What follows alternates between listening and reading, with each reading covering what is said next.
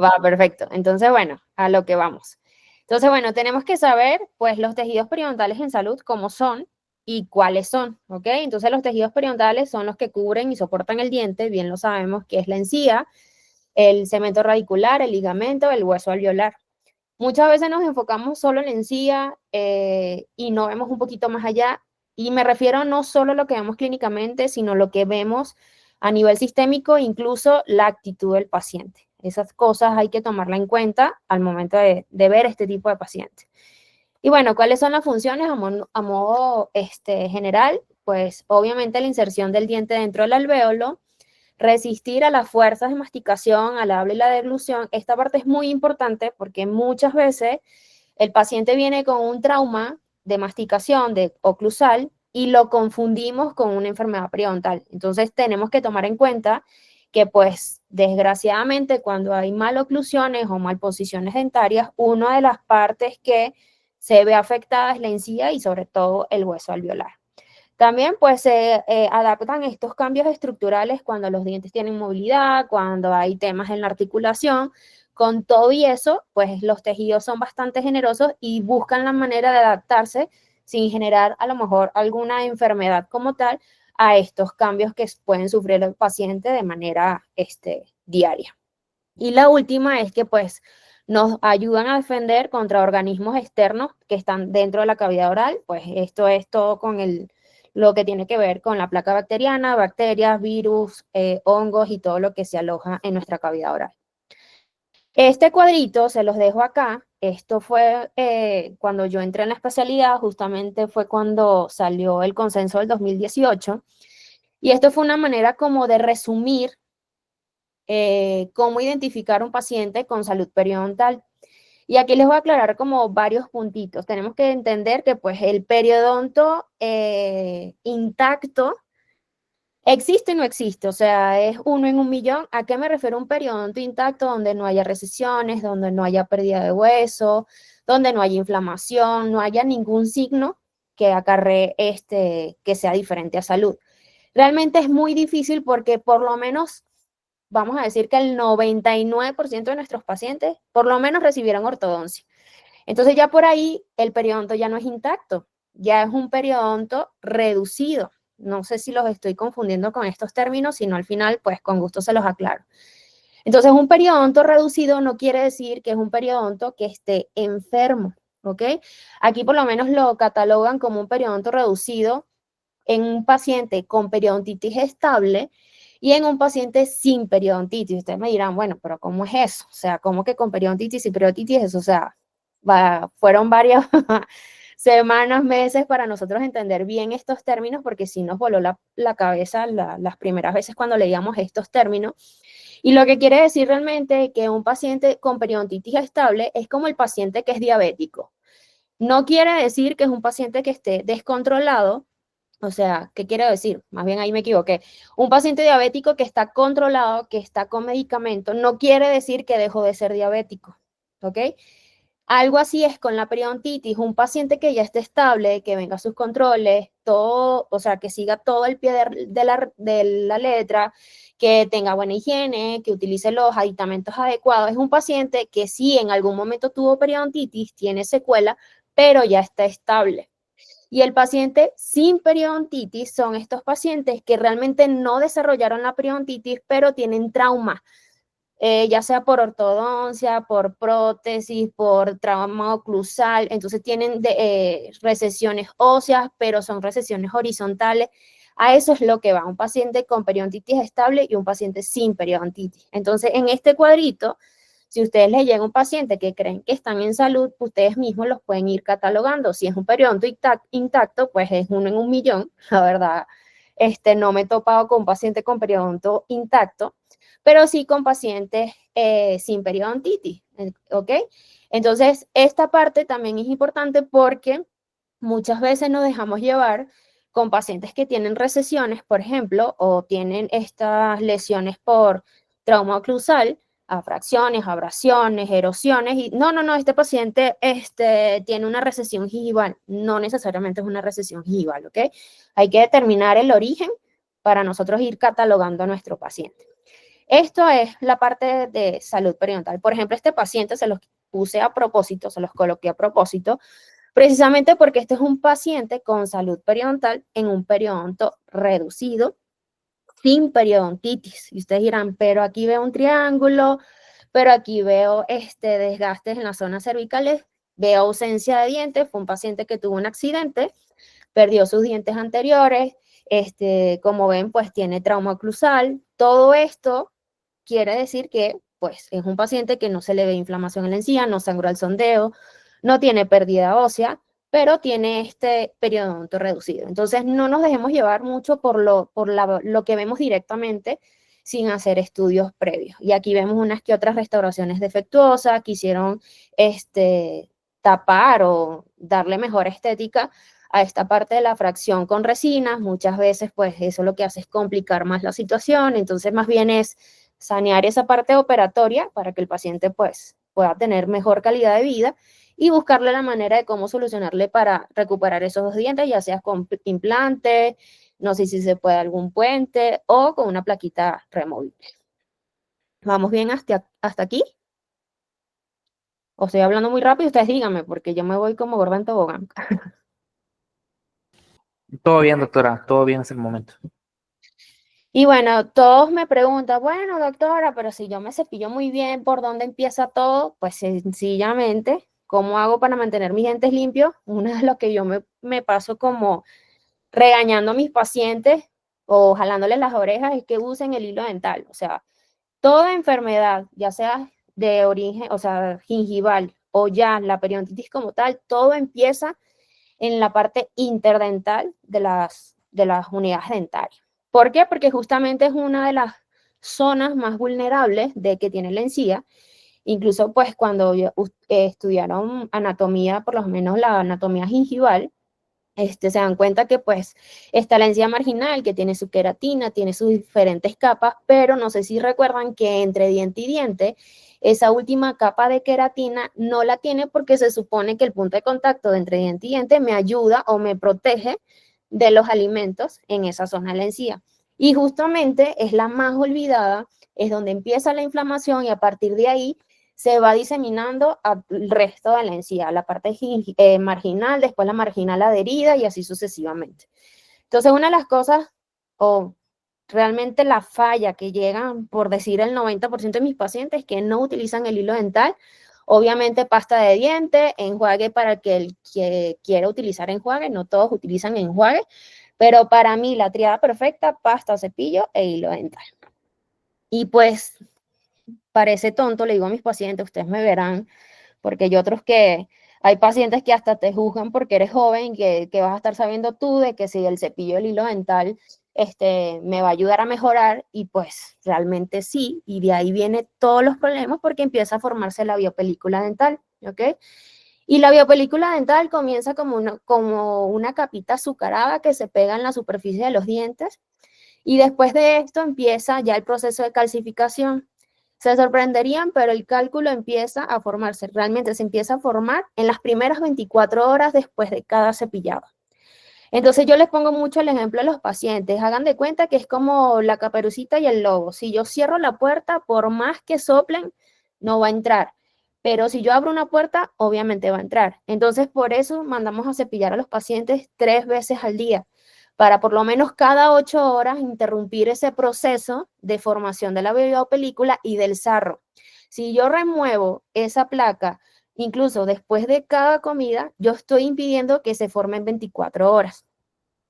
Es una cosa que cuando se lo explico a los pacientes me dicen, no, doctora, no se lo puedo creer. Yo le digo, sí, o sea, en 24 horas tú ya tienes una zona calcificada de sarrito que se va haciendo capa y capa y capa, y entonces cuando te ves la piedra enorme, cuando te hacen la limpieza, que hay pacientes que hasta casi que se me van en vómito cuando sienten la piedra cuando se desaloja de la superficie dental, ¿ok? Entonces, solo 24 horas se forma el sarro dental y empiezan los problemas. Por ejemplo, este paciente, sí, doctora, yo me cepillo 3 veces al día. Ajá, pero ¿cómo? O sea, no me estás utilizando el hilo dental, a lo mejor el cepillo no es adecuado, porque también hay que tomar en cuenta el tipo de el tipo de cepillo. Al finalizar le voy a dar algunos tips que si ya se lo saben, perfecto, y si no, pues ya lo toman para su consulta diaria. Pero este es el típico paciente, doctor, yo me cepillo 3 veces al día y claro que utilizó el hilo dental. Entonces, no, hay algo que está fallando. Y no solo nos tenemos que enfocar en la parte clínica, ¿ok? Parte de lo que hay que hacer es una buena historia clínica, ¿va? Aquí también me llega este paciente, este es un paciente uruguayo, me dice que no sabe por qué se le traba la comida entre los dientes, obviamente pues además de diastemas que tiene, pérdida ósea, no utiliza el hilo dental, es paciente fumador, entonces los pacientes fumadores hay que tener un poquito más de cuidado porque precisamente el nicotina y todos los componentes que trae el cigarro me disfrazan muchísimo, muchísimo la inflamación gingival, a tal punto que es sondeado y casi no sangran. Y eso no es sinónimo de que todo está bien, ¿ok? Entonces, fíjense que en uno de los incisivos hay supuración incluso y no se ve tan mal, o sea, sí se ve lleno de comida, pero creo que el caso anterior estaba mucho más complicado y ese paciente lo que tenía era una gingivitis, avanzada, este caso que les mostré aquí. Por ejemplo, vamos a ver acá. Por ejemplo, se ve más grave que el otro, y lo que tenía era una simple gingivitis, sí avanzada, pero en comparación a este sí tenía periodontitis. Entonces, muchas veces nos dejamos llevar por lo que vemos y no analizamos un poquito más allá, que eso es lo que quiero que se vayan llevando. Ok, entonces ya empezamos a hablar un poquito de lo que es la gingivitis asociada por biopelícula, que no es más que no se cepillan bien los dientes, no utilizan los aditamentos adecuados para una correcta higiene bucal, pero hay varios tipos de gingivitis. Tenemos la gingivitis que está solo asociada a biopelícula dental, la que está asociada con ciertos factores de riesgo y el agrandamiento gingival también influenciado por medicamentos. Entonces, la que es la biopelícula dental, pues nada, es una lesión inflamatoria que se da más que todo por la interacción que tiene la biopelícula dental con la respuesta que me pueda dar el hospedero, porque hay pacientes que a lo mejor no se cepillan tan bien, pero tienen mejor aspecto que un paciente que a lo mejor lo da todo y de repente tiene alguna condición, eso también puede afectar. Y que tenemos que tener en cuenta que gingivitis solo está en la encía, o sea, ahí si tomamos una radiografía, su hueso está en perfecto estado.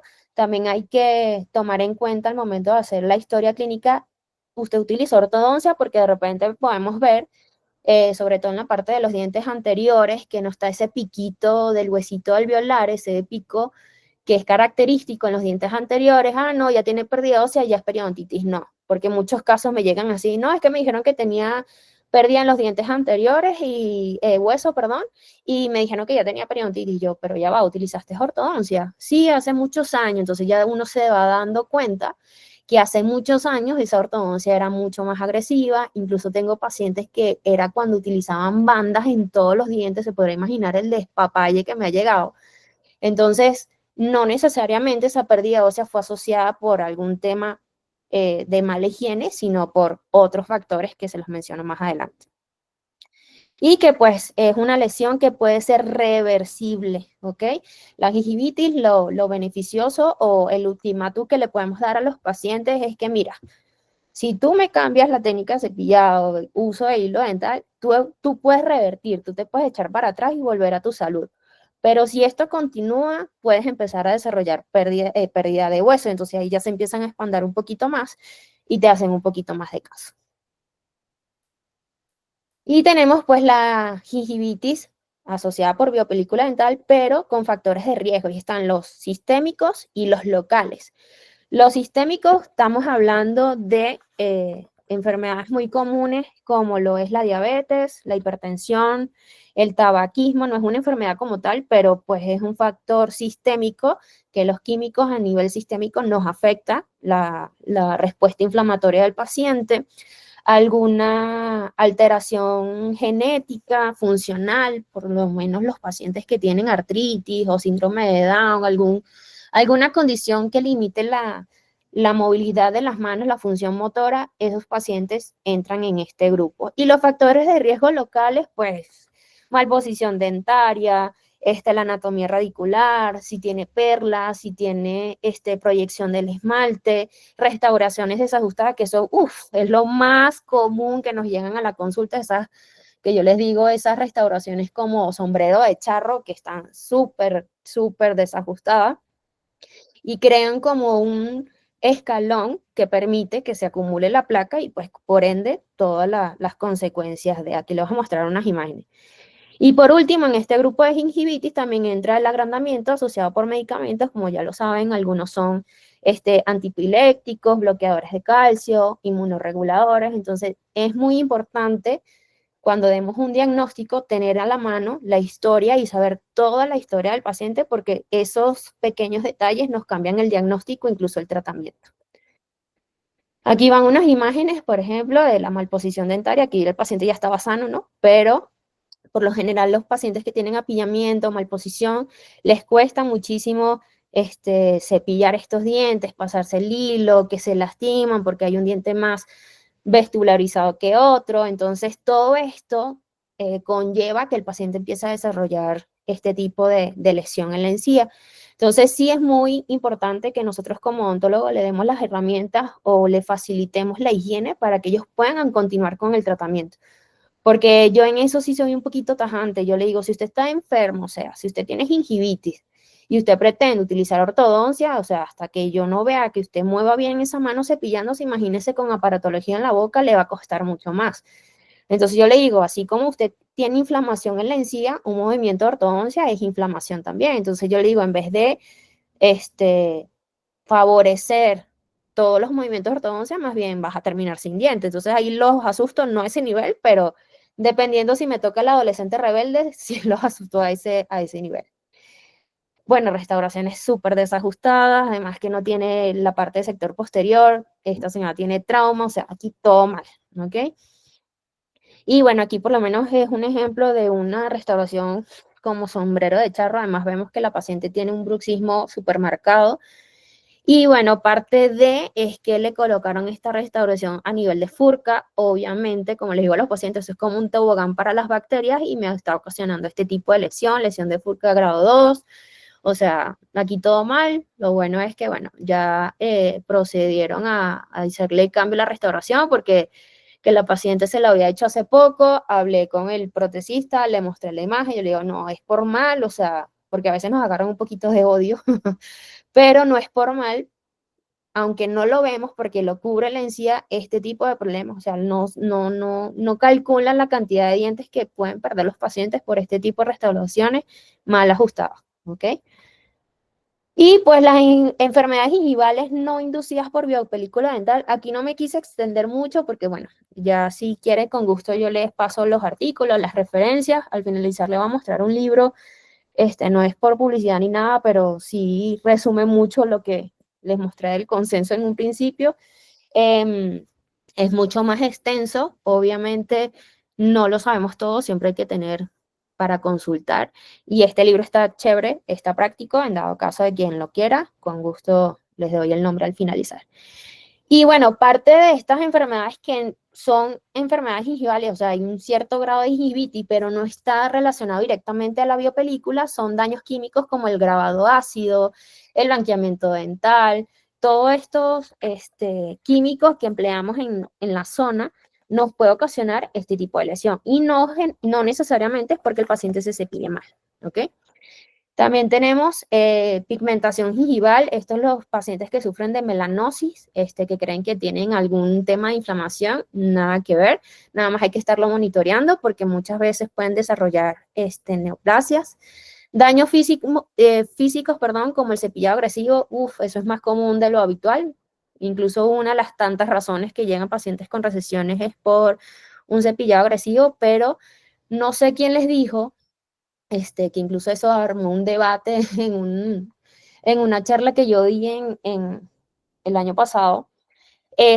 Yo no sé quién ha dicho de que la encía se tiene que cepillar, o sea, no. La encía no se tiene que cepillar, obviamente es el margen gingival, porque pues justamente es ahí donde empieza el acúmulo de la placa, y esa zona sí hay que, cepillarla, pero no irme casi que del fondo del vestíbulo para abajo, para cepillar la encía, porque la encía tiene uno de los tantos mecanismos que tiene de defensa, es que ella, pongo siempre este ejemplo con los pacientes, es como la serpiente, cada cierto tiempo la serpiente va a mudar de piel. va a tener ese recambio. Justamente la encía, ese es un mecanismo de defensa, dependiendo de dónde se encuentre, cada 3 a 5 días ella muda de piel y con esa muda de piel, por así decirlo, como una serpiente, muda o bota esas bacterias. Entonces realmente la encía tiene su propio mecanismo de limpieza. La superficie dental no tiene ese mecanismo, por eso la tenemos que cepillar y utilizar el hilo dental. También, pues como les comentaba, algunas neoplasias tienden a confundir con inflamación. Hay que ir descartando, incluso consultarlos con patólogos hasta pues tener el diagnóstico y en base a eso, obviamente, el tratamiento. Y también algunas infecciones fúngicas como la cándida, que es muy común en pacientes con alguna inmunosupresión, mucho estrés. Y por ejemplo, este caso se los pongo acá porque aquí fue combinado. Aquí la paciente me reaccionó. Obviamente se cepillaba la encía como si no hubiera un mañana. Y fíjense que más de un lado que de otro, porque justamente es la mano que domina. Y además me reaccionó al enjuague de clorexidina. ¿Ok? Entonces aquí se combinó todo, porque incluso cambiamos de cepillo por uno suave, ya no se me cepillaba tanto la encía porque llegó súper roja, pero obviamente entre mi parte de mi protocolo es mandar clorexidina y pues me seguía llegando así, así, hasta que le digo, ¿sabes qué? Vamos a suspender todo, vamos a empezar, digamos que de cero, nada más con el cepillito suave y sí cambió. Pero esta es una reacción al cepillado brusco de la encía y por lo menos esta paciente reaccionó a la clorexidina. Tengo como 2 o 3 pacientes que me reaccionaron a la clorexidina y solo una me ha reaccionado a una pasta dental en particular. Entonces, eso también hay que tomarlo en cuenta porque a veces nos desesperamos y no sabemos ni por dónde empezar. Entonces, bueno, para que tomemos en cuenta este tipo de factores que están ajenos a lo común, a lo que vemos diariamente. Y aquí también les presento este cuadrito que también fue parte del consenso del 2018, pero ya relacionado a la gingivitis, ¿ok? Entonces, como les había dicho en un principio, aquí vamos a hablar también de un periodonto intacto, un periodonto reducido sin periodontitis y un periodonto reducido en una periodontitis estable. Y entonces aquí están los parámetros para que tengan una idea de que por lo menos pérdida de inserción. Obviamente en un periodonto intacto, que le digo, es muy contado los pacientes que no tienen este tipo de pérdida de inserción, no los he visto casi, pero por lo menos así sea 1 milímetro de recesión tenemos, entonces eso ya se considera como un periodonto reducido, porque no está en donde tiene que estar. Entonces aquí hablamos de pseudobolsas. Aquí estamos hablando de no pseudobolsas, porque cuando hay agrandamiento, cuando hay inflamación y no detectamos la UCE, muchos colegas sondean, que porque me ha pasado, sondean, no, doctora, tiene 4, se la referí porque tiene bolsas de 4, y cuando yo veo lo que tiene es un edema porque está muy inflamada su encía, cuando le hago la limpieza, que ahí va parte del protocolo, me estoy adelantando, y voy a sondear, resulta que tiene 3, ¿ok? Entonces, es muy importante que podamos identificar, y si no lo pueden identificar, no se estresen, o sea, no sé si aquí hay algún periodoncista, pero si no son periodoncistas, no se estresen. Al principio cuesta un poquito identificar la UCE cuando se está sondeando, pero si no, refieran, ¿ok? Y sangrado, pero este sangrado no puede ser mayor del 10%, ¿ok? Perdón, mayor del 10%. Si es menor, está en salud, pero si es mayor, está ya en gingivitis y obviamente aquí no puede haber pérdida ósea, pero en pacientes sin periodontitis puede ser posible, ¿ok? ¿Por qué? Porque estamos hablando de pacientes, como les decía, algún trauma, algo pasó, perdió un diente, por una caries, entonces por la parte distal de ese diente, un ejemplo, ya hay una pérdida de hueso, pero no está relacionada con la enfermedad, no sé si me estoy dando a entender. Y con la periodontitis estable es porque muchas veces logramos parar la periodontitis, logramos estabilidad, pero cuando se me empieza a descuidar con la higiene, empieza a desarrollar gingivitis. No quiere decir que tenga pérdida activa de hueso. Al final, en uno de los casos, les voy a mostrar cómo se ve la parte de pérdida ósea activa y la que ya se empieza a estabilizar, como para que puedan ir también ustedes viendo cómo están los pacientes que tienen en sus consultorios. ¿Alguna duda o algo hasta aquí? ¿Todo bien? Sí, doctora, todo bien, gracias. Vale, gracias. Y bueno, esta imagen se los dejo porque uno de los artículos que, bueno, de las referencias que tomamos en Periodonce es al doctor Linde, Y por ejemplo, en este caso ustedes lo ven y ustedes dirán, no, este paciente está súper grave, seguramente tiene pérdida ósea, está mal. Y resulta que no todas las gingivitis desarrollan periodontitis. Y esto es muy importante que lo entendamos porque me llegan pacientes así o le llegan a otro doctor y literalmente me los refieren de una vez. No, doctor, es que le estoy refiriendo a un paciente con periodontitis. Y yo ya va, pero vamos por partes, ¿ok? Este paciente netamente tiene gingivitis, o sea, ese señor no tiene ni un gramo de pérdida de hueso. Nada más que, bueno, se cepilla, no sé.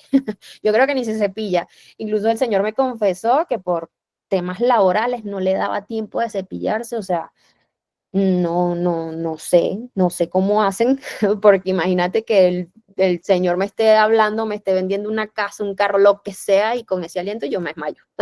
Entonces, también tomar en cuenta que vemos estos panoramas muy exagerados y ya nos paniqueamos y ¿qué hacemos? Seguramente está todo mal o seguramente tiene alguna condición sistémica. No, este paciente está totalmente sano, solo que pues no es dedicado, no es disciplinado con su higiene y pues obviamente la encía va a reaccionar y está reaccionando de una manera bastante exagerada porque bueno, fíjense que ya tiene ahí hasta sarro con cambios de colores, o sea, ya cuando ustedes ven un sarro marroncito, grisecito, o sea, o fuma o ese sarro tiene años en esa superficie dental, ¿ok? Porque obviamente va agarrando todos los pigmentos de la comida de los pacientes, ¿vale? Y vamos a la parte divertida, mi parte favorita, que es la periodontitis, ¿ok? La periodontitis, pues ya saben, es una enfermedad inflamatoria, multifactorial, crónica, asociada con biopelícula dental que está disbiótico, es decir, siempre le digo a los pacientes, en la boca siempre hay bacterias, pero está en nosotros mismos crear ese equilibrio de las bacterias. Hay buenas y hay malas. Nosotros tenemos que crear ese equilibrio. Al momento de que yo me dejo pasar el hilo dental, al momento de que se me salte el cepillado con una comida o con una comida con muchos carbohidratos, ahí ya empieza ese desequilibrio. Y si tu cuerpo ya sabe cómo responder a esta inflamación, se vuelve mucho más agresiva, ¿ok? ¿Qué características tiene? Aquí ya estamos hablando que tiene pérdida de soporte periodontal, aquí ya estamos hablando de pérdida de inserción clínica, pérdida ósea, bolsas periodontales, recesiones, las mal llamadas recesiones, aquí también son recesiones, pero no recesiones como que se pueden resolver por cobertura radicular, sino recesiones precisamente que van llevadas de la mano con la pérdida de hueso, perdón, la presencia de bolsas periodontales y el sangrado gingival. Pero el paciente dice, doctora, pero es que yo me cepillo y yo no sangro. Y yo, sí, pero al momento que yo sondeo, les digo, imagínense que su enfermedad está por dentro, no está por fuera. Y al momento que yo empiezo a sondear, esa parte es la que está inflamada y empieza a sangrar. Entonces, cuando termino el sondeo, ay, doctora, sangré muchísimo. Yo, sí, es que tu encía a lo mejor aumenta la queratina porque te estás cepillando muy fuerte y una manera de esconder esa inflamación es con ese mecanismo. Para el momento que yo sondeo, que veo dónde está el problema, empieza a sangrar, ¿ok? Entonces eso también hay que, al momento que estemos revisando a los pacientes y le estemos preguntando qué siente, si siente mal sabor o algo así, preguntarle, oiga, ¿y sangra con el cepillado o comiendo algún alimento? Como para irse dando una idea. Muchas veces ese sangrado espontáneo es porque ya la inflamación está muy, muy avanzada y hay que actuar, ¿ok? Y en la periodontitis, así como en la gingivitis, también hay tres formas de periodontitis, ¿ok? Están las enfermedades periodontales necrosantes, que aquí me arrepiento de no haber tomado una foto, ahorita les cuento. Está la periodontitis como manifestación de enfermedades sistémicas y la periodontitis, ¿ok? La periodontitis necrosante. Realmente me ha tocado una sola, que incluso precisamente digamos, entramos en pánico. Bueno, yo traté de simular mi pánico porque obviamente uno empieza, no, si es una enfermedad periodontal, necrosante, es un paciente inmunosuprimido, seguramente tiene VIH, VPH, algo debe de tener. Entonces, obviamente, cuando a mí me llega un paciente joven de 21 años, me arrepiento muchísimo de no tomar la foto porque ya, no sé si se han dado cuenta, pero habla hasta por los codos. Me puse mucho a platicar con el paciente, se me fue la hora, porque quería saber, o sea, de dónde venía este tema. el paciente era gay, y yo dije, mira, ¿sabes qué? Esta inflamación, esta irritación que tú tienes en la encía no es normal, esto no está bien, pero no me pegó el olor, porque dicen que este tipo de enfermedades tiene un olor característico. Realmente lo que tenía era necrosis en las papilas interproximales, sangrado, le medio molestaba, tampoco era mucho y no me olía. Yo decía, pero es que no creo que sea. Le digo, mira, vamos a descartar, no es nada malo. Yo le digo, me imagino que tú, por tu actividad sexual, te estás haciendo tus periodos, tus chequeos de VIH. Me dice, no, doctora, nunca me lo he hecho. Ahí yo dije, no. Okay. Yo digo, ya va, vamos a instruir al paciente, ¿ok? Porque muchas veces, obviamente, por la pena, desconocimiento o mal llamado, no han salido del closet, desconocen mucho de esta situación, entonces hay que también orientarlos de la mejor manera. Y yo le digo, mira, o sea, si eres una persona activa sexualmente, te tienes que hacer cada 3 a 6 meses, dependiendo, una prueba de VIH, porque pues tú no sabes las condiciones de las demás personas. No, doctora, no sabía. Yo le digo, bueno, para ir descartando, porque necesito saber si tu cuerpo está inmunosuprimido, vamos a hacerte una prueba de VIH. Bendito Dios, o sea, fueron la espera más larga de nuestra vida. Me manda mensaje el paciente, salió negativo, pero yo decía, necesito vernos, vamos a ver cómo vas, ¿qué vamos a hacer? Yo digo, no te voy a mandar ningún medicamento ni nada, nada más le mandé, enjuagues de clorexidina. Y dije, pero no quiero mandarte nada hasta saber realmente qué es. Entonces, bueno, le digo, vuélveme a contar, ¿qué cambió? Porque esto comenzó hace 6 meses, ¿qué cambió? Me dice, no, doctora, bueno, soy un paciente fumador. Yo, sí, eso ya lo sabía. Digo, pero curiosamente hace 6 meses me cambié al vapeador. Y yo, y ya había leído que el vapeador incluso es mucho más agresivo que los tabacos comunes y que causan este tipo de lesiones. Y efectivamente le dije, ¿sabes qué? No tienes VIH, o sea, estás bien, pero déjame el vapeador. Doctor, ¿usted cree que sea eso? Y yo necesito ver antes de tocarte si es el vapeador que me está ocasionando este tipo de lesión. Y efectivamente le dije, nos vemos en 15 días que haya suspendido el vapeador y efectivamente la encía empezó a cambiar, ya le pudo hacer su limpieza porque no quería tocar hasta saber si había algún protocolo, si había que tomar algunos medicamentos antes de, porque no sabíamos el origen. Entonces muchas veces las citas se van indagando qué tiene el paciente y efectivamente el paciente entró en pánico, dijo que más nunca lo vio fumar, efectivamente más nunca lo fumó, le hemos hecho sus controles, su encía está totalmente sana, no tiene pérdida de hueso, se hace cada 6 meses sus controles de VIH, entonces esas cositas pequeñitas que a lo mejor no fue el gran tratamiento, el paciente lo agradece.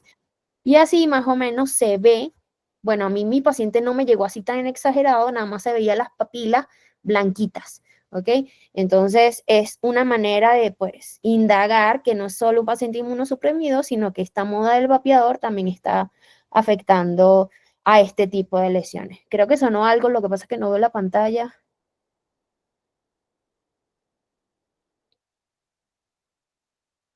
¿Alguien habló o está pidiendo la mano, preguntando o algo?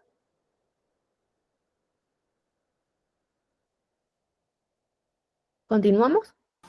Sí, doctora, solamente tenemos una pregunta, no sé si quiera responderla ahorita o al finalizar, como usted guste. No, si quieres, de una vez.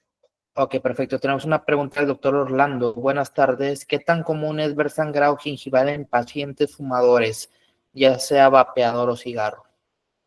Mira, los pacientes, a mí particularmente, los pacientes que me han llegado con fumadores, casi no me sangran. O sea, aquí yo digo, no inventes. O sea, imagínate la cantidad de daño o cómo me contrae el vaso sanguíneo los químicos del cigarro que los pacientes no me sangran. O sea, tengo una señora que ella se fuma una cajetilla diaria y pues se sorprendió cuando yo ya le empiezo a mostrar radiográficamente cuáles eran todos sus problemas, porque me decía, pero es que en mi encía nunca sangró, y en el sondeo cuando yo le realicé casi no sangró, o sea, sangró menos del 10%. Yo diría, bueno, esto es una gingivitis, pero cuando ya tomo la radiografía, o sea, la señora ya tenía un absceso periodontal, tenía una muela que incluso la tuvimos que hacer extracción porque pues estaba totalmente perdida, y precisamente el ejemplo que le doy a los pacientes es que la periodontitis o la gingivitis no hay dolor.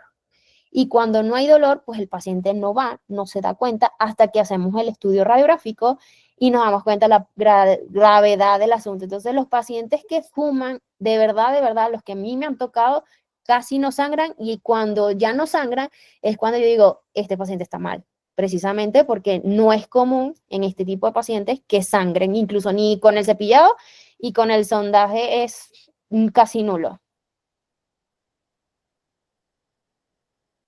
No sé si les respondí. Muy bien, doctora. Muchas gracias, doctor. Tenemos No, otra pregunta de la sí, doctora diga. Jessica Correa. ¿Cómo recomienda el uso del enjuague con clorhexidina? ¿Por cuántos días? Ahí te va al final, no he llegado ahí, me adelanté un poquito, pero ahorita les explico cuál es mi protocolo, ¿va? Excelente, doctora, con todo gusto. Si gusta, podemos continuar. Vale. Muchas gracias. Y bueno, las periodontitis como manifestación de enfermedades sistémicas, pues hay enfermedades o condiciones sistémicas que se llevan muy de la mano, y una de ellas es la diabetes, más que todo la hipertensión, pacientes con artritis, pacientes con síndrome de Down. Me ha tocado pacientes que esto obviamente altera tanto sistémicamente como localmente llevar estos pacientes a salud, ¿ok? Este paciente, incluso todavía sigo en tratamiento, es un paciente joven, tiene 38 años, ya tuvo esta pérdida de este incisivo que se le cayó, se lo pegaron ahí, yo obviamente se lo tuve que quitar porque se lo pegaron ahí todo mal.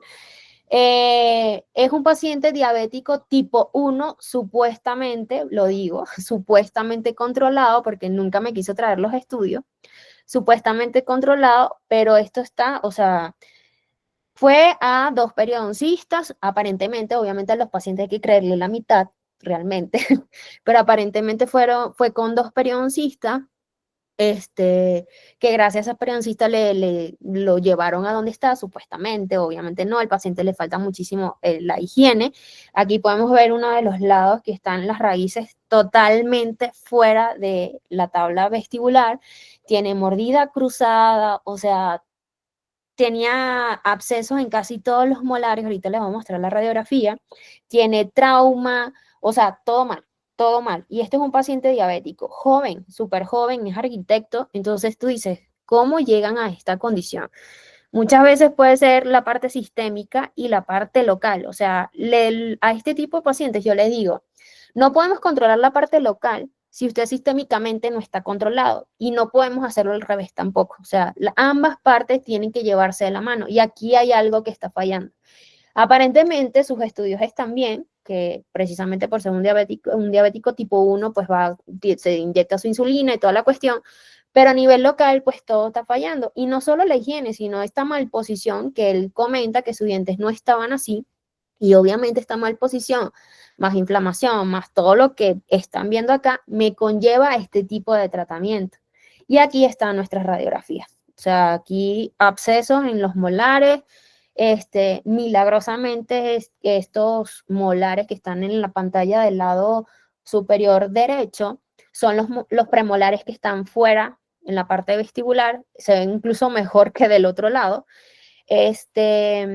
Abscesos en ciertos premolares también en superior, en la parte anterior, esos 2 dientes estamos viendo a ver qué podemos hacer allí. Obviamente en este caso lo que procedimos fue hacer pues la primera fase periodontal, raspado, todo lo demás. Obviamente no queda totalmente estable porque tengo que referirlo a endodoncia, porque necesitamos salir de esos abscesos de estos molares, premolares, ciertas pruebas de vitalidad en algunos dientes que estamos viendo si se van o se quedan. Entonces, este es un paciente que está muy relacionado su enfermedad sistémica con lo que estamos viendo localmente. Y es un paciente joven, entonces, no, es que nunca me dijeron que me tenía que cepillar así. Yo le digo, y ahí es donde a veces cae la mentira. Y yo, bueno, pero es que vienes de 2 periodoncistas. No, bueno, pero es que esas doctoras nunca me dijeron nada. Entonces, muchas veces hay que creerle la mitad a los pacientes. Entonces, bueno, este es un paciente que incluso ahorita está con endodoncia, haciéndose sus tratamientos de conducto, y en mi loca cabeza está pasarlo a ortodoncia. Con todo y como lo ven aquí, yo pretendo pasar a este paciente a ortodoncia, Precisamente porque en la radiografía yo veo que hueso hacia por lo menos al lingual e interproximal se veía, lo que no se ve es por vestibular, pero precisamente este trauma, esta maloclusión, esta mordida cruzada me ha conllevado a que pues toda esta raíz se me exponga. Entonces mi idea loca en la cabeza es descruzar esta mordida, por lo menos que se pueda meter la parte apical de estos premolares, a ver si por allí pues se puedan quedar, porque tenemos pacientes, junto con la endodoncista, tengo pacientes donde tenemos molares, por lo menos con una raíz totalmente así como se ven los premolares y tienen 10 años, 5 años con esos dientes así, ¿ok? Entonces, el paciente está como abierto a las opciones, antes de perder diente, él quiere tocar esas puertas, obviamente se le aclara muchísimo al paciente que en el trayecto puede perder los dientes, pero lo quiere intentar. Entonces, bueno, es un poquito arriesgado, vamos a ver cómo nos va, porque el paciente a veces se nos pierde, que por el trabajo, esto y aquello, entonces ya te vas dando cuenta también la disponibilidad del paciente y la, entre comillas, disciplina que tiene con su salud, ¿ok? Entonces, bueno, este es un paciente con diabetes y esto es lo que puede conllevar, además súper joven, 38. Bueno, yo soy trentona, entonces para mí es joven. Y bueno, aquí vamos con la periodontitis como tal. Es lo mismo que estaba mencionando en la parte inicial de la periodontitis, pérdida de soporte periodontal, presencia de bolsas periodontales, sangrado gingival, pérdida dental, daña la función masticatoria y estética, porque obviamente este paciente sin el diente, por ejemplo, incisivo inferior, pues se siente bastante incómodo y afecta muchísimo la calidad de vida de los pacientes, porque pues obviamente lo malo o lo triste de mi consulta cuando me llegan, así que están muy, muy avanzados, es que, o sea, literalmente tengo que tener un Kleenex al lado porque son pacientes que se sienten muy culpables de que por qué no lo hice antes, porque a mí no me dijeron que así se tenía que cepillar, es que nunca me dijeron que me tenía que cepillar así, bla, bla, bla. Entonces, sí afecta mucho emocionalmente al paciente, físicamente y obviamente a nivel de salud sistémica y local. Este cuadrito también, junto con la doctora cuando hice la especialidad, lo tradujimos al español. Yo se los puedo mandar o si le quieren tomar foto. Aquí empezamos como a diagnosticar la periodontitis y ella antes era agresiva, crónica. Ahora es por estadios y por grados, ¿ok? Aquí por estadios, pues obviamente no podemos tomar en cuenta todos los parámetros porque en este consenso, es que Latinoamérica es totalmente diferente, pero en este consenso, catalogan al paciente que sí, o sea, como si el paciente siempre va a la consulta dental y tiene todas sus radiografías, ¿ok? Y esto se lo digo por en la parte que eh, lo dividimos por grados, menciona que se tiene que tener estudios de 5 años anteriores para ver cómo va la progresión de pérdida de hueso y pues hay pacientes que ni saben que tienen esta enfermedad hasta que pierden todos los dientes. Entonces, en Latinoamérica es un poquito complicado este cuadro cumplirlo al 100%, pero que sí podemos tomar en cuenta. El estadio pues nos va a decir qué tan avanzado está, cómo está esa severidad. Entonces, por lo menos la pérdida de inserción interproximal, esa la podemos tomar, eso es al momento de sondear. Si vemos que tiene pérdida de inserción, que eso es el nivel, la medición de la bolsa periodontal, con la UCE nos va a dar ese milímetro de diferencia. Entonces ahí vemos si están entre 1 y 2, estadio 1, 2, 3 y así sucesivamente. También la pérdida ósea realmente es uno de los patrones que yo también tomo más en cuenta, es la pérdida ósea, si está en el tercio coronal, si está en el tercio medio o si, bueno, se va más allá de las raíces, ya sabemos que está en un estadio 4. Y la cantidad de pérdida de dientes, también a lo mejor, un ejemplo, el paciente lo catalogamos que tiene pérdida de inserción de 3, perdón, o 4 milímetros, pero resulta que perdió 2, 3 dientes, ya no es un estadio 2, ya nada más porque uno salte al siguiente estadio, ya lo catalogamos a ese mayor, no nos quedamos con el menor, no sé si me explico. Y bueno, también la pérdida de dientes nos va a ir llevando también al tratamiento. Por ejemplo, sin pérdida dental, y esto hay que enfatizarlo porque hay pacientes que nos llegan que a lo mejor le faltan los primeros molares. Oiga, ¿por qué perdió los primeros molares? No, doctor, es que fue por una caries, se me fracturó el diente. Esa pérdida de diente no entra por periodontitis, ¿ok? La pérdida de dientes por periodontitis es la que tenemos que tomar en cuenta. Entonces, si, por ejemplo, le falta un diente, pero fue por alguna fractura o por una caries, esto ya no entra en estadio 3 o 4, ¿ok? Entonces, sí hay que preguntar por qué perdió los dientes, porque tengo pacientes, ay, doctor, es que bañándome estornudé y salió mi diente volando. Ese diente los perdió por enfermedad periodontal. Pero si es un paciente por caries, eso no cuenta como enfermedad periodontal, ¿ok? Eso también es muy importante saber de por qué la pérdida de esos dientes. Aquí nos vamos un poquito más, como más detallado, por lo menos en la profundidad del sondeo. Aquí ya también, incluso yo, esta es la que más tomo en cuenta por lo práctico y lo rápido. Si tienen menor de 4 milímetros, estadio 1, si tienen 5 es 2, si tienen más de 6 es 3 y de 6 en adelante el 4. La pérdida ósea aquí es un poquito bastante como complicado de diagnosticar porque tengo pacientes con patrones de pérdida ósea combinada. Entonces la horizontal, tal cual, la horizontal, la que vemos comúnmente, que viene como todo parejito, la pérdida del bloque. Y la pérdida ósea vertical es esta la que viene así como tipo rampa, o yo le digo, es como si fuera un tobogán, ¿ok? Entonces, tengo pacientes donde están combinados, pero por ejemplo, tengo pacientes que tienen la pérdida vertical y tiene horizontal, ¿a cuál me voy? Al peor, me voy al siguiente grado, ¿ok? Y el que es el más grave es cuando el paciente, incluso la pérdida de dientes, conlleva a tener defectos o traumas oclusales, ¿ok?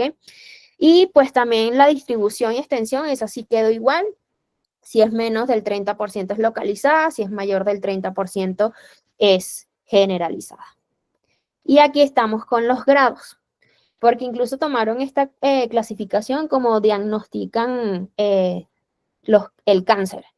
Entonces, por lo menos los grados nos va a ayudar también, por ejemplo, si es un paciente que tiene alguna enfermedad sistémica, si fuma o no fuma, eso nos ayuda a catalogar un poquito a este tipo de paciente. Entonces, el criterio primario, esta es la parte que yo le digo, la evidencia directa de progresión. O sea, aquí tengo que tener un registro de 5 años por ejemplo, con la misma serie periapical desde el 2020 hasta el 2025. Dime tú qué paciente tiene todos esos estudios.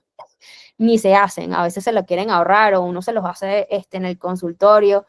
No todos los pacientes tienen este seguimiento, entonces esta evidencia directa de progresión realmente es muy difícil conseguirlo en los pacientes hoy en día.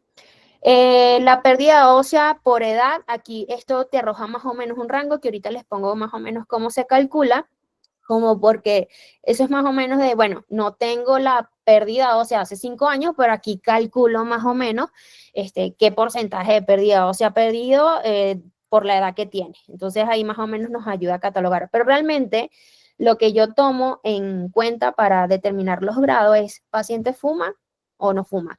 Paciente tiene diabetes, no tiene diabetes. Ese es realmente el caso que yo más tomo en cuenta. ¿Por qué? Aquí por lo menos el caso de los depósitos de biopelícula. Como se dieron cuenta en las imágenes anteriores, hay pacientes que tienen muchísima biopelícula y no tienen nada, como hay unos que no tienen nada de biopelícula y están graves, como por ejemplo este paciente diabético, ¿ok? En comparación al otro. Entonces, ahí yo no me dejo mucho llevar por los depósitos que antes era que si estaban en los dientes anteriores y en los molares era agresivo, pero si no estaba ahí entonces era crónica. Realmente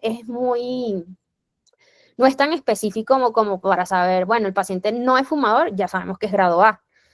No es diabético, sigue siendo grado A, pero de repente no es fumador, pero es diabético, bueno, vamos a mandarles a hacer un estudio de sangre y vamos a ver qué porcentaje tiene de hemoglobina glucosilada para yo poderlo diagnosticar, ¿ok?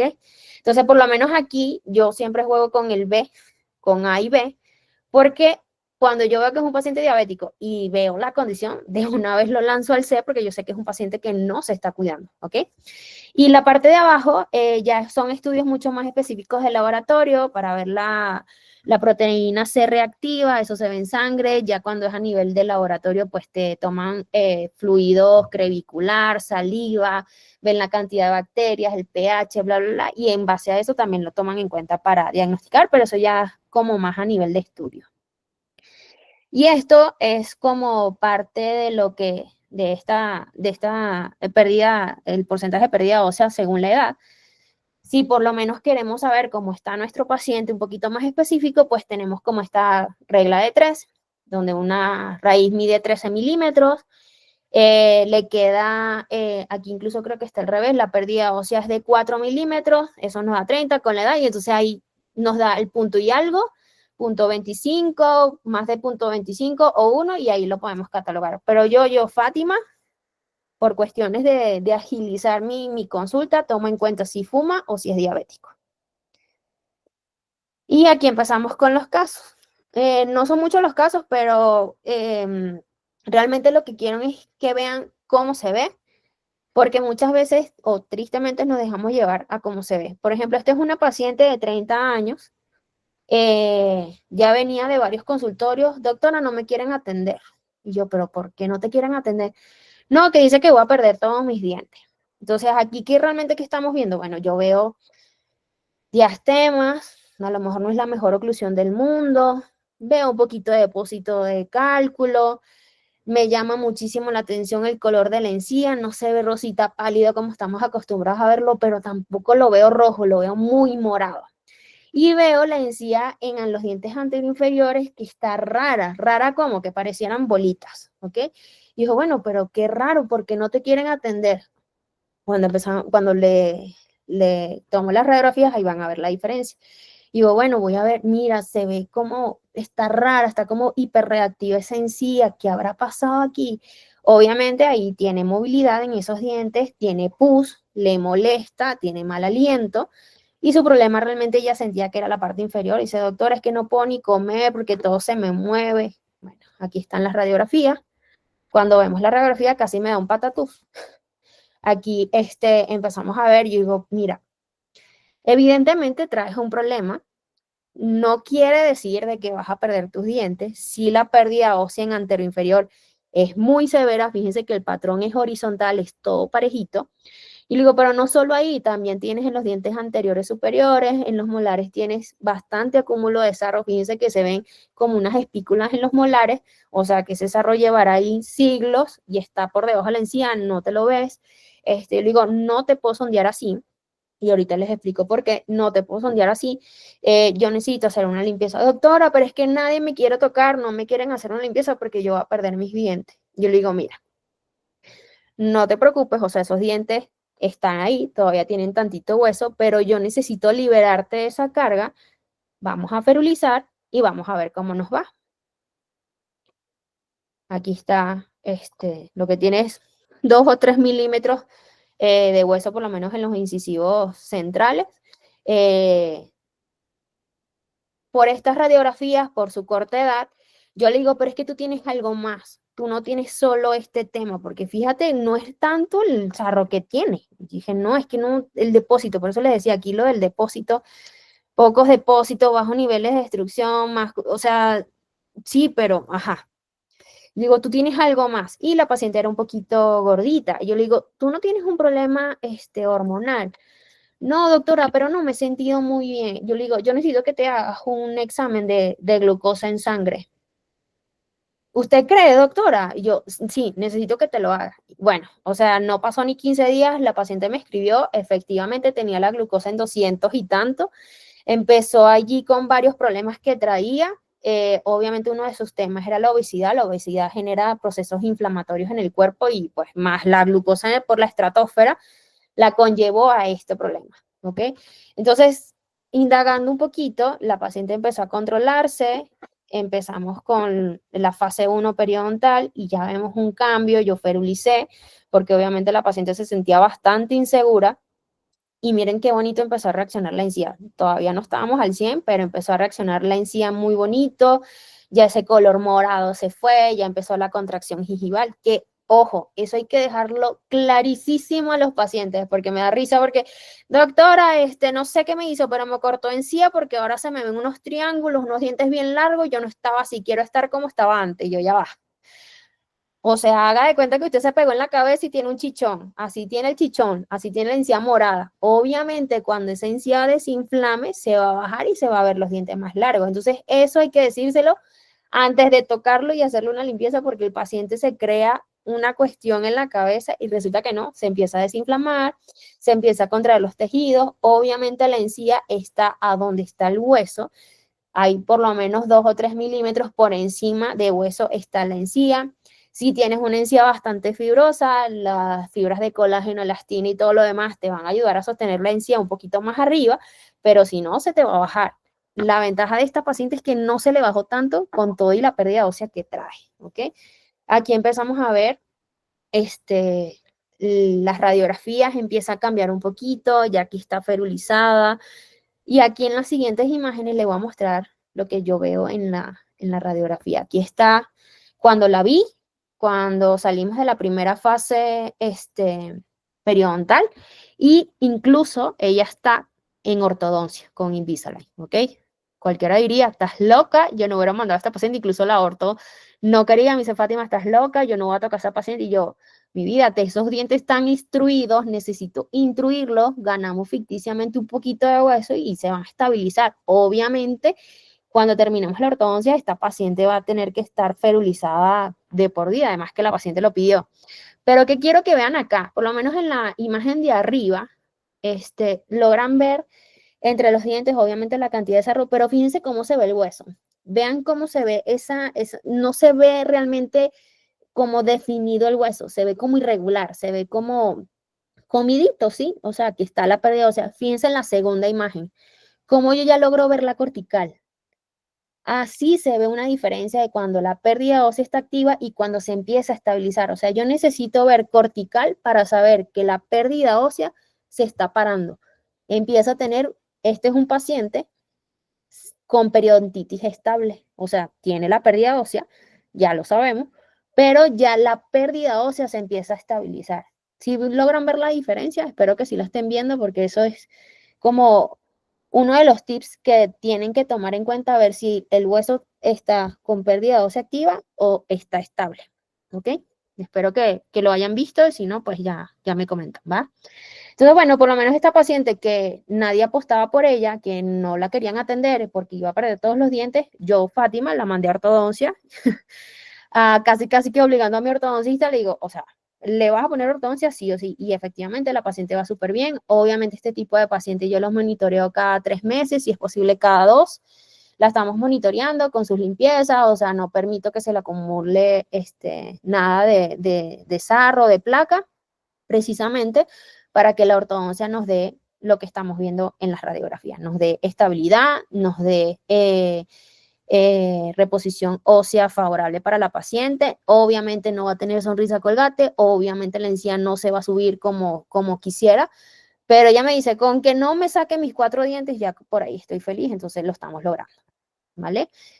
Este es otro caso, una paciente de 71 años, si vemos, tiene un fenotipo súper gruesísimo,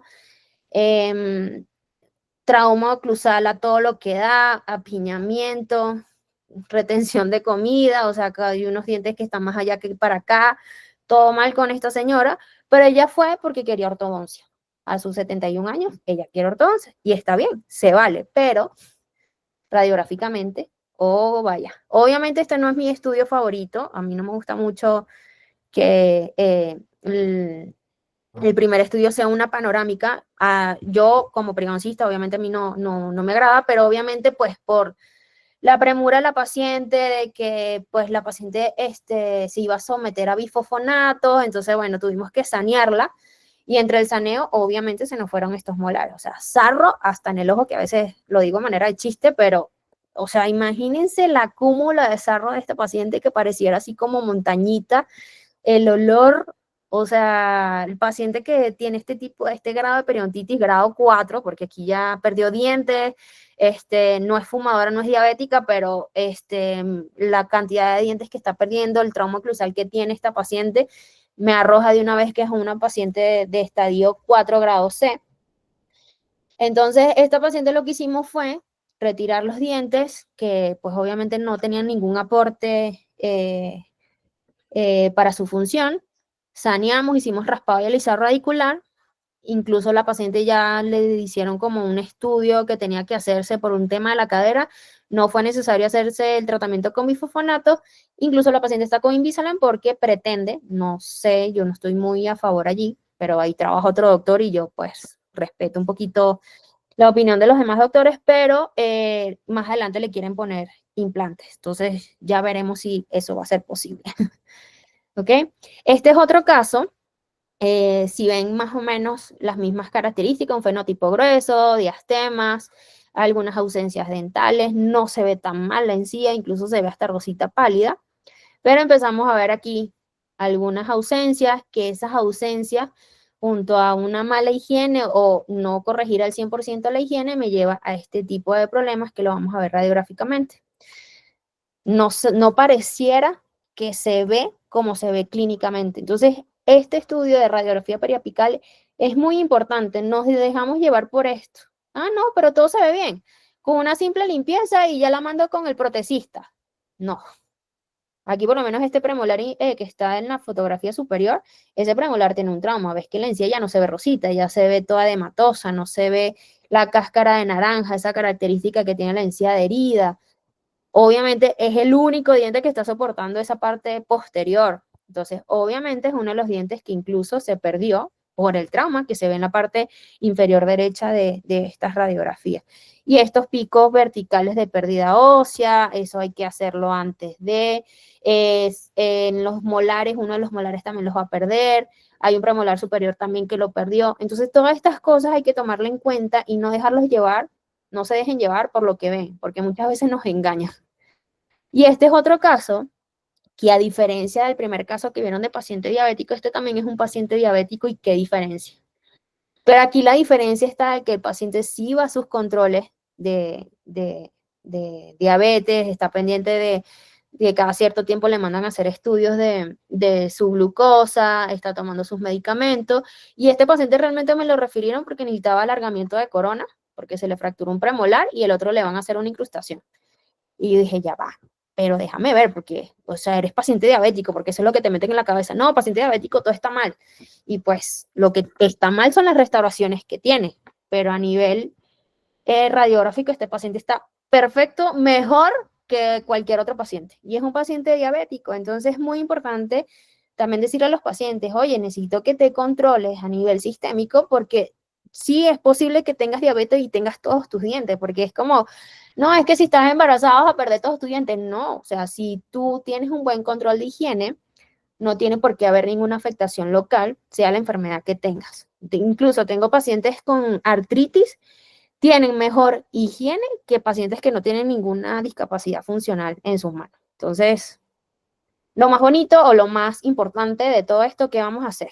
Obviamente, una correcta llenada de historia, indagar al paciente, o sea, no se queden solo con lo que lean en la historia. ¿Alguna enfermedad familiar?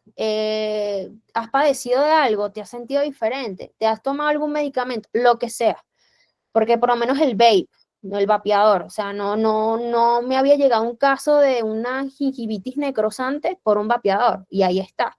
Eres diabético, ¿cada cuánto bajas tus controles? Eres hipertenso, ¿y cuánto es tu presión? Y tomarle la presión, o sea, todo eso tomarlo en cuenta, porque todas esas pequeñas cositas nos llevan a un diagnóstico y a una diferencia. Obviamente radiografías, no se dejen llevar con lo que vean. O sea, yo prefiero que inviertan en gastarse 10, 15 minutos tomando una radiografía periapical para saber cómo está por dentro. Es como o sea, no por dentro, pero sí cómo está a nivel de hueso, porque se han dado cuenta de pacientes que pareciera que todo está bien y radiográficamente es un desastre. Entonces, radiografía, o sea, no den diagnósticos sin radiografía, tomografía, lo que quieran mandarle.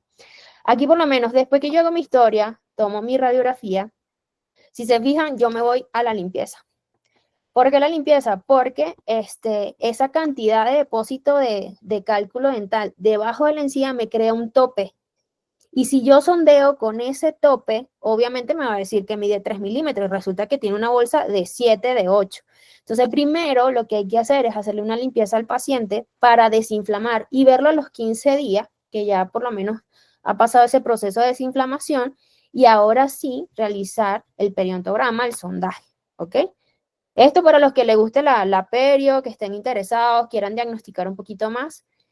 Luego, dependiendo después del raspado, del periodontograma, de si está todo controlado sistémicamente, hacer el raspado y alisado radicular. Y muy importante, y esto que no les dé pena, que no les dé vergüenza, referir. Entonces, por ejemplo, aquí mis radiografías periapicales completas, con aleta o sin aleta mordida, ustedes ya verán como quieran, pero por lo menos de todos los dientes los tenemos que ver, ¿ok? Si hay algo que no les cuadra, la imagen no se ve bien y tengan que mandar una tomografía, un endoscan, lo pueden hacer. La idea es no le digamos cosas al paciente donde nosotros como médicos, como odontólogos, no estamos 100% seguros. Perdón. Ya, un segundito. La limpieza dental, por ejemplo. Aquí, este paciente viene, no, vengo porque me dijeron que tengo periodontitis, bla, bla, bla. Yo, bueno, te tengo que hacer una limpieza primero antes de sondear, porque fíjense cómo está la encía con ese aumento de volumen, la cantidad de sarro, ya sé que me va a crear un tope y al momento que yo quiera bajar la sonda no me va a bajar realmente. Entonces aquí está la diferencia de 15 días de haberse hecho una limpieza y ya con eso el paciente se empieza a motivar.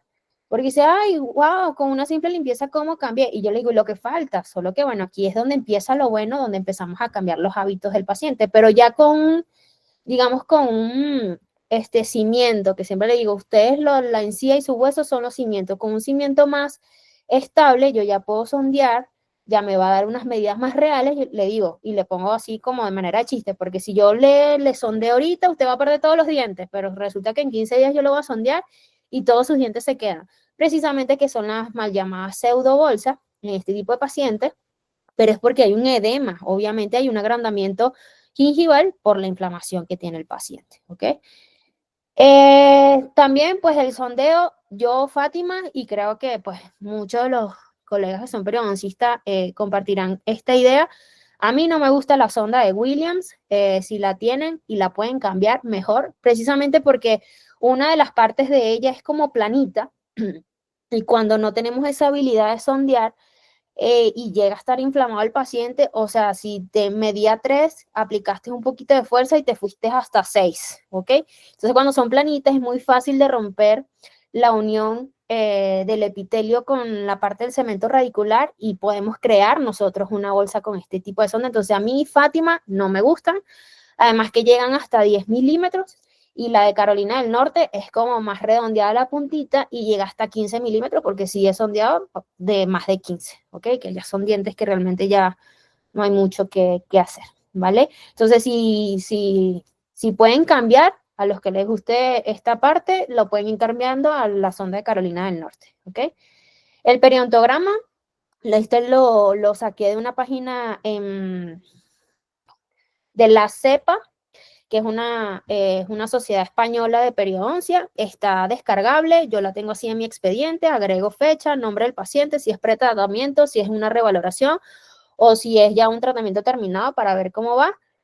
Aquí lo importante es profundidad de bolsa, que es la PB, la UCE, si tiene alguna pérdida de migración gingival y ahí sacan el nivel de inserción, que es NI.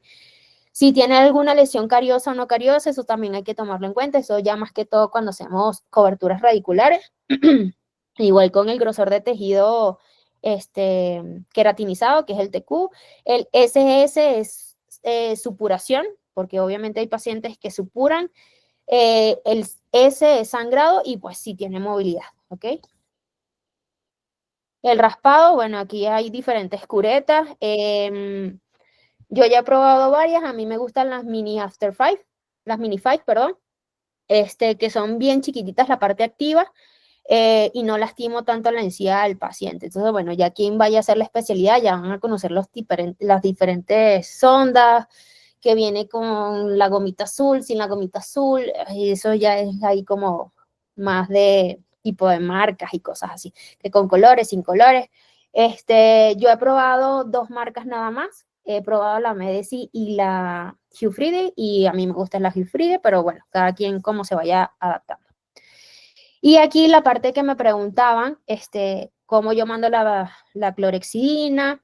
Lo primero es cambiar hábitos. Muchas veces, bueno, la gran mayoría de mis pacientes que me vienen con un mal diagnóstico, ya vienen que están utilizando el enjuague de clorexina hace 3 semanas. Y yo ya va, pero ¿quién te dio permiso a ti? Primero, tenemos que remover para que el enjuague haga efecto. Por lo general, el enjuague se manda cada 12 horas, o sea, en la mañana y en la noche, son 15 mililitros por 60 segundos. Sin diluir, sin nada, eso es después del cepillado y del hilo dental. Yo, Fátima, dependiendo, si cuando yo hago la limpieza veo que el paciente sangró muchísimo, yo le digo, mira, incluso a veces cuando tengo muestras, le regalo unas muestras, le digo, mira, estos son para 5 días nada más. Me la voy a utilizar en la mañana y en la noche por 5 días o por 3 días, dependiendo.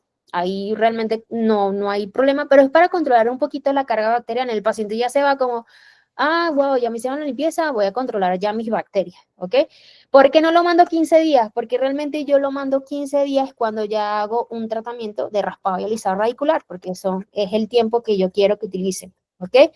15 días puede ser más, por lo menos ahorita no es publicidad, pero por lo menos ahorita Periogar de Colgate sacó disminuye el 42% de las manchas por la clorexidina, pero yo tengo pacientes demasiado susceptibles, entonces tengo pacientes que lo pueden utilizar nada más una semana o menos de una semana porque les mancha los dientes, porque hay pacientes que, bueno, que el pH, que algo sistémico no los tolera, les cambia el sabor y no los manda, entonces, bueno, por lo menos 3 días ocúpenmelo. Pero lo ideal es que sean 15 días en la mañana y en la noche, pero esto después o de una limpieza o de haber realizado un raspado radicular. No pueden mandar el enjuague de clorexidina, sea la marca que sea, si ustedes no han removido la placa. O sea, esto no va a servir de nada, lo que va a servir es que se le manchan los dientes, que parecieran que fumara marihuana, y que el paciente le cambie el sabor de la comida. Dice, ay, doctor, es que no siento que estoy comiendo, algo me cambió el sabor. Y yo, ¿pero qué enjuague está utilizando? Ay, llevo 3 meses utilizando este enjuague. Y yo, no, señora, suspéndamelo, ¿ok? Porque eso también altera la flora bacteriana. Esto, yo siempre le digo esto a los pacientes, esto es un enjuague medicado. Esto no es un enjuague que usted va a tener ahí en su casa todas las veces. No. Esto es un enjuague medicado que cuando le hagan una limpieza o algún procedimiento donde bote sangre, es que lo va a ocupar. De resto, cámbiamelo por otro el que quiera, ¿ok? Muy importante el uso del hilo dental. Hay que educar al paciente a utilizar el hilo dental. No le digo a los pacientes, porque yo también soy sincera y les digo, no 3 veces al día porque no me da la vida, pero por lo menos antes de dormir, sea así como nos desmaquillamos o nos echamos cremita o lo que sea, bueno, antes de dormir, cepillado, hilo dental y el que quiera, enjuague. ¿Ok? El hilo dental es muy importante porque recuerden con lo que le había dicho al principio, en 24 horas se forma el sarro. Pues yo tengo que interrumpir antes de las 24 horas la formadera de sarro y pasamos 8 horas, por lo menos de 6 a 8 horas, donde no comemos, no movemos los labios, no movemos la lengua, porque también los carrillos y la lengua nos ayuda a remover un poquito la placa, pero no hay ese proceso en 8 horas, entonces yo le digo a los pacientes, haga de cuenta que las bacterias en la noche tienen una rumba en su boca y se empiezan a multiplicar. Entonces hay que interrumpir ese proceso. También otra cosa que les digo a mis pacientes es el cepillo de dientes. Tiene que ser un cepillo suave, lo más plano que se pueda, que no tenga gomitas, que no tenga como alturas en las cerdas, porque lo que hacen realmente es lastimarse y que no sea un cepillo ni mediano ni duro. Tiene que ser un cepillo suave. Ay, doctora, pero es que ya cambié de uno mediano, uno suave y no me limpio igual. Yo, ajá, pero recuerda que tiene que ser movimientos verticales, tiene que contar hasta 10. Entonces yo con mis tapodontos, yo les explico cómo lo tienen que hacer y si ven diferencia. Ay, doctora, es que sí, siento que sí me lastimaba muchísimo con mi cepillo duro, ahorita no me lastimo tanto. Claro, eso no va a suceder de la noche a la mañana. Yo tengo pacientes un poquito más renuentes y yo le digo, bueno, mira, no podemos avanzar al tratamiento si usted no me hace esto, porque de nada va a servir todo lo que usted va a invertir, porque uno le menciona el dinero y ya entran como, me está dando donde más me duele. Yo le digo, no va a servir de nada que usted invierta en estas citas de raspado alisado radicular y usted en la casa no me ayude y me llegue igual o peor, porque yo al momento de raspar yo estoy abriendo más el espacio para que esas bacterias se metan en esa zona, una zona que usted no se puede cepillar ni pasar el hilo dental. Entonces, si usted arriba no me mantiene limpio, abajo se va a ensuciar muy rápido. Entonces ya como que empiezan a entender. Y una de las cosas más complicadas de esta área es hacer entender al paciente que estas herramientas, por muy tontas que se vean, es la base para el éxito del tratamiento. Y algo muy importante, que incluso esta página yo la sigo en Instagram, a mí me gusta mucho, porque se llama CEPA, le digo, es la Sociedad Española de Periodoncia en España. Ellos sacan muchos como artículos en la revista, pero artículos también así como de una revista en físico. Y una de las cosas que yo comento mucho con mis colegas también es que tenemos que ser un poquito empáticos con los pacientes, o sea, tenemos que, pareciera tontos, a veces me echan broma, Fátima, es que hablas demasiado con los pacientes. Es que yo no estoy hablando con un paciente que se va a hacer unas carillas, yo estoy hablando de un paciente que está arrastrando una situación que muchas veces terminan llorando, contándome cosas de que los llevó a esa situación. Y si tú no haces clic con el paciente, no lo entiendes o no te pones más o menos en tu posición, el paciente nunca va a entender o nunca va a agarrar o va a tomar en cuenta todos los consejos que tú le estás dando a nivel de higiene bucal. Entonces, si no hacemos ese clic con este tipo de pacientes, o sea, van a batallar y van a batallar para poder llegar a este tipo de pacientes y que puedan hacer el mantenimiento de la fase periodontal o del tratamiento.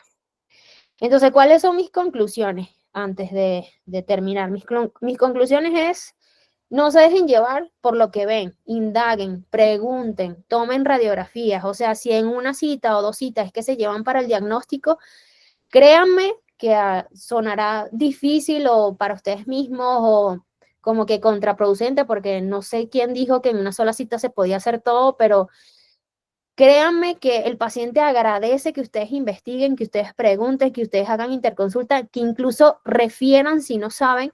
El paciente agradece ese tipo de acciones y te vuelve a referir, pero el paciente quiere la verdad. O sea, hay tantos charlatanes tristemente, y ustedes me imagino que le habrá llegado casos donde le hicieron una locura en otro lado y ustedes le llegan a solucionar y el paciente lo agradece tanto. Entonces, una de las cosas, ser sincero con el paciente y con nosotros mismos. No se dejen llevar por lo que están viendo, sean empáticos con los pacientes y de verdad, de verdad, de verdad, si no saben, por favor, refieran. Hay muchos colegas que saben a lo mejor un poquito más que nosotros y yo de verdad, o sea, toda mi vida he tenido ese concepto en mi cabeza de que si yo no sé algo, yo no lo voy a hacer. O sea, no estoy hablando o sea, no estoy tratando con un objeto, yo estoy tratando con una persona que siente que pudiera ser mi mamá, que pudiera ser mi hermano, mi papá, o sea, mi esposo, lo que sea. Entonces, no quisiera que hicieran lo mismo con un familiar mío o conmigo misma. Entonces, ese es uno de los consejos que le doy o parte de las conclusiones, ¿ok? Ahorita vamos a la ronda de preguntas. Aquí va parte de la bibliografía. Si la necesitan, con gusto se las paso. Y los cuadritos igual, ¿ok? De verdad espero de todo corazón que se hayan llevado un poquito de lo que les mostré. Si hay alguna duda, pregunta, obviamente aquí estoy y estamos en el momento para hacer nuestras preguntas. Creo que me extendí más de lo que creía, sí. Entonces, bueno, si hay alguna pregunta, aquí estoy.